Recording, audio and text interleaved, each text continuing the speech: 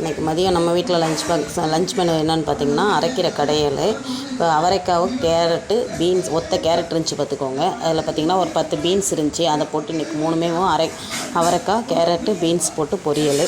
அதுக்கப்புறம் அரைக்கீரை பார்த்திங்களா மசியல் மாதிரி வச்சாச்சு. சும்மா 4-5 ஒரு 10 சின்ன வெங்காயம், ஒரு தக்காளி, ஒரு பச்சை மிளகாய், கொஞ்சம் சின்ன சீரகம் போட்டு 2 பல் பூண்டு போட்டு வேக வச்சு அப்படியே கடைஞ்சி எடுத்தாச்சு. அவ்வளோதாங்க.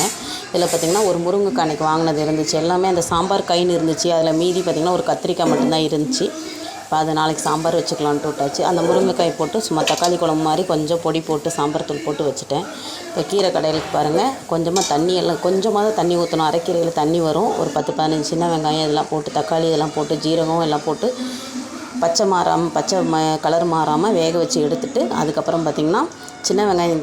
இப்போ புளிக்குழம்புக்கு பார்த்திங்கன்னா சின்ன வெங்காயம், இது வெந்தயம் 2 ஸ்பூன் எண்ணெய் ஊற்றிட்டு கொஞ்சம் கடுகு வெந்தயம் எல்லாமே போட்டு நல்லா முருங்கைக்காலாம் நல்லா வதக்கி விட்டுட்டு அதுக்கப்புறம் 3 தக்காளியை பார்த்திங்கன்னா நான் புளி சேர்க்கலை. இதில் தக்காளி குழம்புக்கு தக்காளி பேஸ்ட்டாக அரைச்சிட்டு நல்லா வதக்கி விட்டு கொஞ்சம் சாம்பார் தூள் போட்டு கொஞ்சம் தண்ணி ஊற்றி கொதிக்க வச்சு இறக்கி வச்சிட்டேன். இதுதாங்க.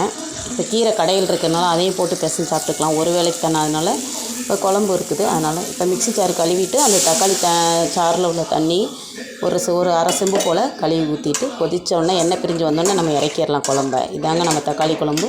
சூப்பராக இருக்கும் பார்த்துக்கோங்க. இதுக்கு அரைக்கிற கடைகளுக்கு நல்ல டேஸ்ட்டாக இருக்கும். புளி கரைச்சி ஊற்றினா கூட கொஞ்சம் பொடி வேணால் போட்டுக்கலாம். பொரியலுக்கு பார்த்திங்கன்னா ஒரு 2 ஸ்பூன் எண்ணெய் ஊற்றிட்டு கடுகு உளுந்தம் பருப்பு கொஞ்சம் ஒரு பெரிய வெங்காயம் பீன்ஸு கேரட்டு அவரைக்காய் 3ஐயும் போட்டு நல்லா வதக்கிட்டு கொஞ்சம் உப்பு போட்டு கொஞ்சம் சின்ன சீரகம் போட்டு மூடி வச்சிடணும். நல்லா வதக்கட்டும் எண்ணெயிலேயும். அதுக்கப்புறம் கொஞ்சமாக தண்ணி தெளித்து விட்டுட்டு நான் தேங்காயெலாம் சேர்க்கல, கொஞ்சம் சாம்பார் தூள் மட்டும் போட்டு இது நல்லா பொரியல் மாதிரி பண்ணிட்டேன்.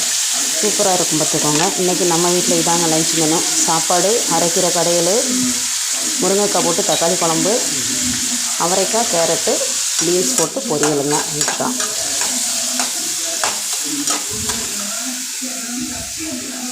குழம்பு நல்லா பாருங்கள் வெட்டி ஆயிடுச்சு. அப்படியே இறக்கிட்டு சாப்பாடு அடுப்பில் வச்சுட்டா வேலை முடிஞ்சிச்சு. குழம்பு பார்த்திங்கன்னா எண்ணெய் பிரிஞ்சு வந்தோடனே இறக்கிடணும். அதுக்கப்புறம் இந்த பக்கம் பார்த்திங்கன்னா சாம்பார் தூள் போட்டு பொரியல் இறக்கிட்டேங்க.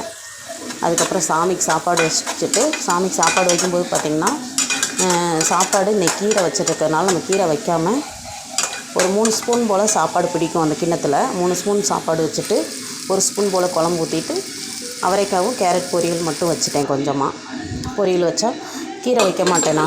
நான்வெஜ்ஜு கீரை மட்டும் வைக்க மாட்டேன். சப்போஸ் நான்வெஜ்ஜு காலையில் புழங்கிட்டோம் அப்படின்னா நம்ம அன்றைக்கி ஃபுல்லாகவே சாப்பாடு கிடையாது. அதுக்கு முன்னாடி ஏதாச்சும் நம்ம ஒரு நட்ஸ் ஐட்டங்கள் ஏதாவது முந்திரி பருப்பு இல்லை திராட்சை அந்த மாதிரி ஏதாச்சும் வச்சு அன்றைக்கி நெய்வேத்தியம் சாமிக்கு படைச்சிருவேன். எப்பெல்லாம் கிடையாதுங்க. ஏதாவது ஒரு நேரத்தில் நம்ம சாப்பிட்றதுல சாமி கொஞ்சம், அவ்வளோதான். மற்றபடி வேறு ஒன்றும் இல்லைங்க. இந்த வீடியோ பிடிச்சிருந்தால் லைக் பண்ணுங்கள், ஷேர் பண்ணுங்கள், மறக்காமல் சப்ஸ்கிரைப் பண்ணுங்கள். உங்கள் ஃப்ரெண்ட்ஸ்க்கெலாம் ஷேர் பண்ணி விடுங்க. நன்றி, வணக்கம்.